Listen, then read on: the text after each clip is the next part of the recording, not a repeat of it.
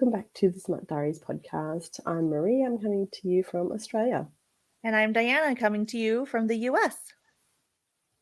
Today we're going to be talking about one of our tropes.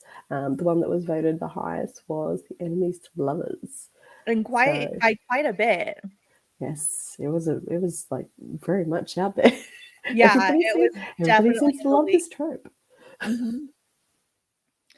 All right, so why is it so hot though? Like, what do people love about it so much? The tension, absolutely. Like in a word, it's just the tension. Yes. I think that like having two people on opposite sides of the story and whatever beliefs they have, whether it be the good girl, bad girl sort of thing, it's absolutely the tension between them. You want that explosiveness.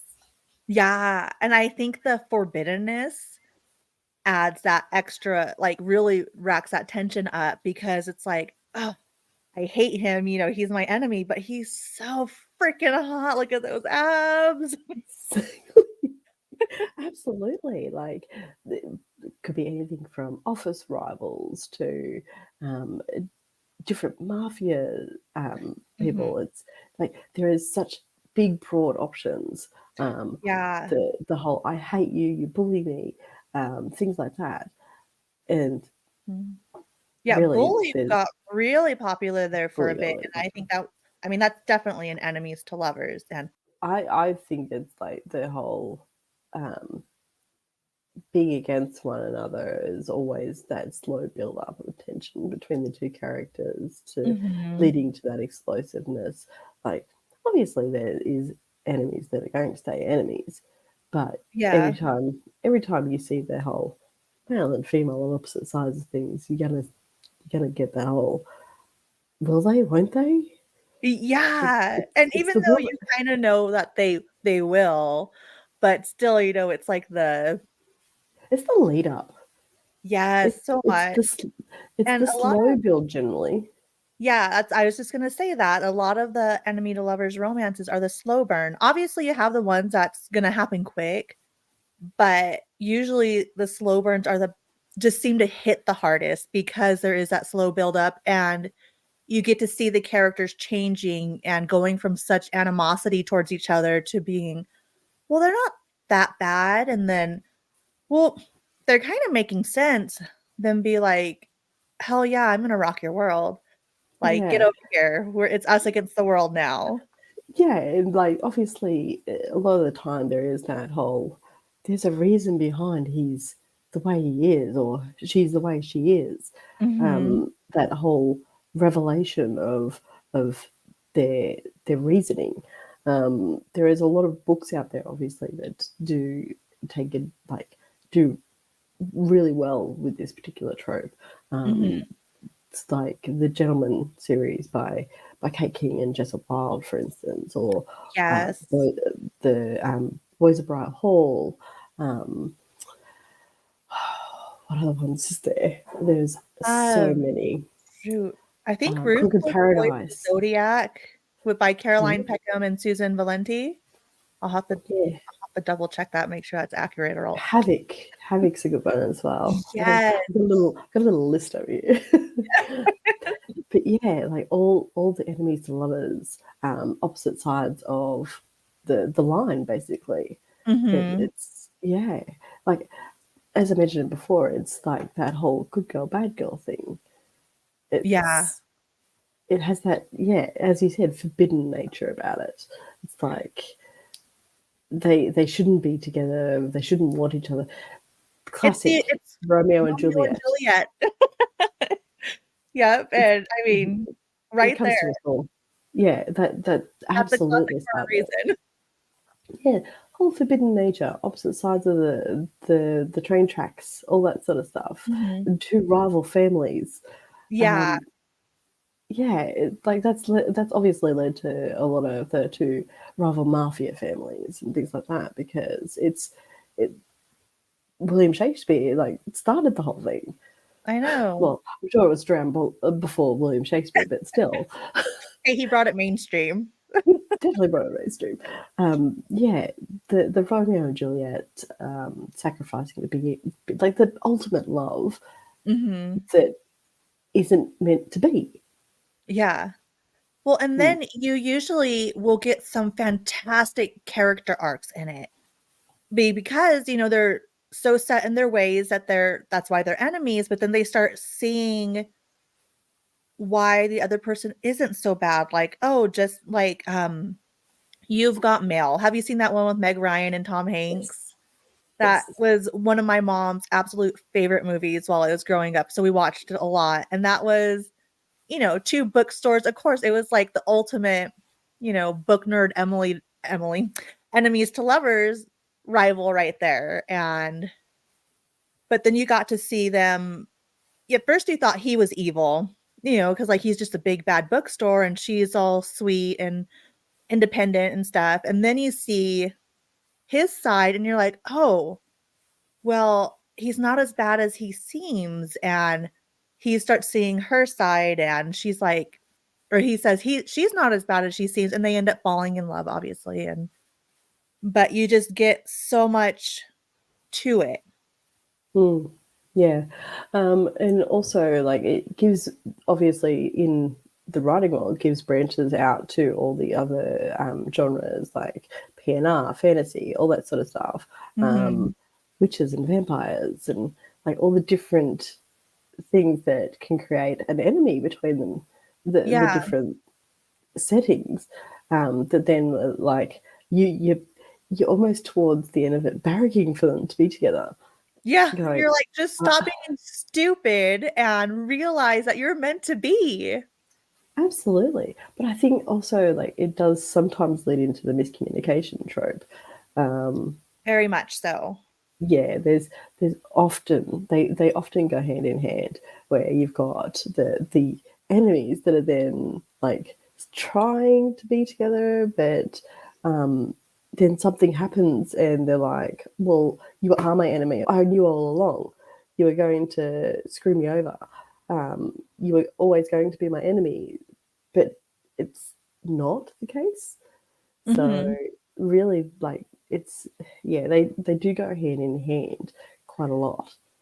Yeah, one of my favorite, tropes within the enemies to lovers trope is the hero or heroine shows up to the enemy's house Airport, and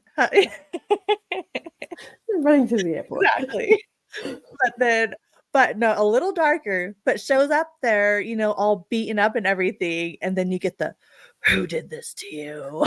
Yes, And you're yes. like, "Yes, Can't go I past. knew it." I can't go past the "Who did this to you." Yeah. Seriously, that is, like, if you see that in like any teaser, it's like automatic download, because like Yeah, who doesn't love the "Who did this to you"? yeah, same with, like, the good girl. Like, you're kinda like, "Yep, one click right Yeah, there." absolutely, absolutely.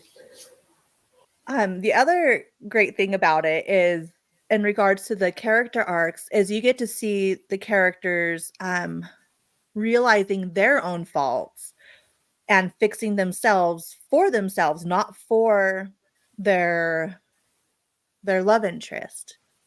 And so I think that sends a powerful message too, that it's okay to be wrong. It's okay to change your mind based on new information and stuff and to change for you, not just because you're in love with someone or just for whatever reason. I think also it's the whole, it's okay to um, let those emotions show. It's okay to want something that isn't necessarily something that people would agree to, sort of thing. It's like you, it's the whole, you getting looked down on for wanting the bad boy, sort of thing.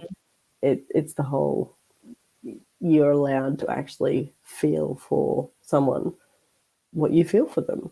There's no one to control who you have feelings for. Mhm. Well, and then, like, once they're together, it is very much a lot of the times them against the world. And then that's just like its own whole Vibe.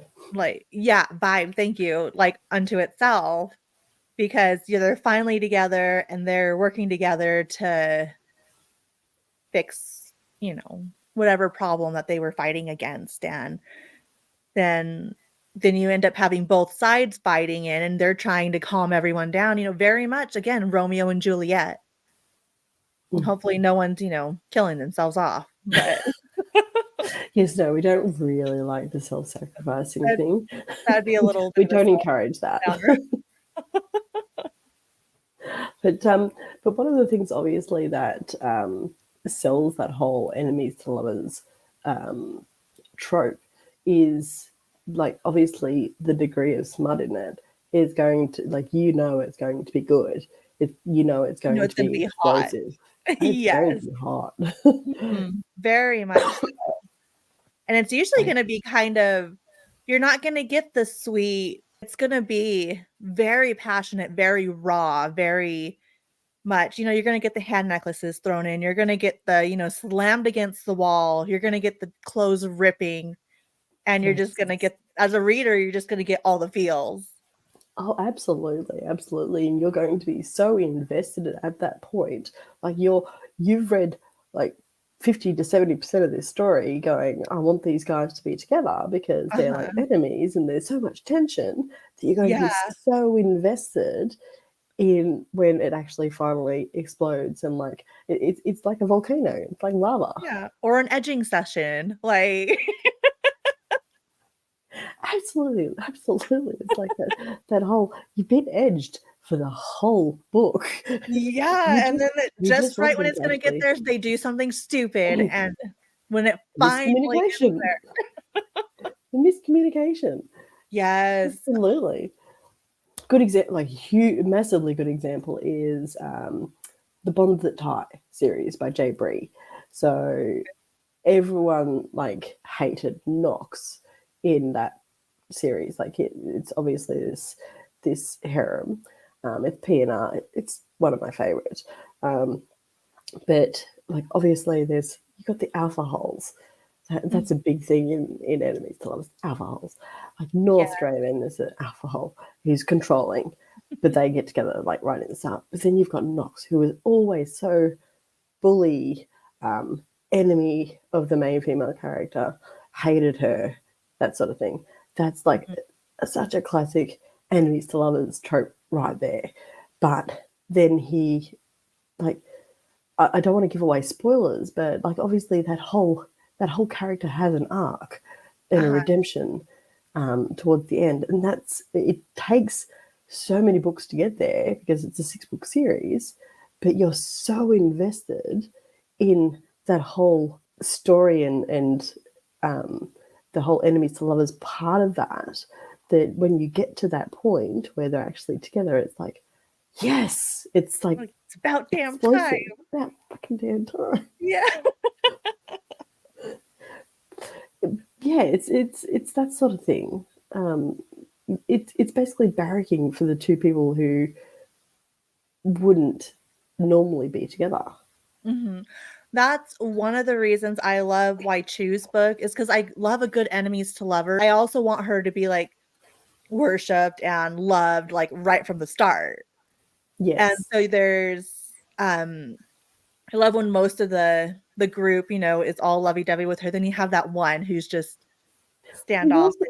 yours are a good example. Dorian in your books, Yes. he's an alcohol enemies to Oh, for lovers sure. sort of thing. Totally. A hot one, but he's totally an alcohol. Yeah, but it's so resistant. It's the resistance leading up to it, like that causes all the tension. Yeah. Okay, so we talked about like it having a good redemption arc and stuff, but what are some things that they can do that you don't think they're worthy of redemption? Oh, Because I know there's some out there, and I can't think of one off the top of my head, of course, but where you're I just like, can't remember. how the hell did she forgive him? Like, no, like cut that thing off. Like, he doesn't get to use it anymore after that. But in saying that though, you have the opportunity in the opening for a good grovel, everybody loves good Ooh, grovel. that is very true. Pack That Darling.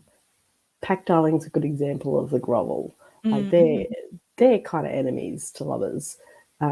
Fated, almost fated mates, but they don't acknowledge it. Yeah, But then, like at the end of book one of the duet, like they kind of dismiss her, and like she gets injured, but it's then the whole next book is all about the grovel, and yes, I and was that completely there for it. yeah, and that's it's a thing unto its own because well, just the way they start treating her, and you're like, "Finally, you can see that you're such an idiot," and then sometimes you get frustrated with the girl because you're like, "Okay, how long are you gonna keep them do this? Like, just do them already, like, let's get on." Like But then you have like on a reader's perspective, you have some readers who get quite upset if the female character sort of bends to them too quickly. Like I have read stories, like I have read reviews and things like that where they're like, she gave in too quickly, she gave in too easily. There should have been more groveling. Which, it's a yeah, fine line as an author trying to find that, and of course, it depends on what level of stupidity they committed to the amount of groveling. Because if it was something dumb, like, I don't know, he ate her last slice of pizza, like, that for me, that would need some major groveling. Pizza's my jam, but, you know, love that. but for most people, that would be like, he shows up to work with her own pizza, personal pizza, and like, "Okay, you're good." But if he was really stupid and went, like, on a bender for a weekend and slept around, and it the can't be like, same "I'm so sorry, here's some roses." the Sainthood series. Um, he like one of the harem gives her up to the enemy. Like there's What? Oh, I need yeah, like the groveling in not that. cool. Yeah, not cool. But that's Oh, it's like gotta have some good groveling scenes for that. but that's an example, obviously, like of like really, really wrong. That Yeah, like, you definitely really need deserves more groveling. yeah, you really need to fix that. Like, that's not gonna be an easy, 1 or 2 chapter. Yeah, but like they're almost a little bit like enemies to lovers type thing as Mhm. well. But Havoc's another good one of enemies to lovers. Yes. That I think one I think everybody's read Havoc. yeah. Yeah, I don't know if I finished the series yet. I know, don't come at me.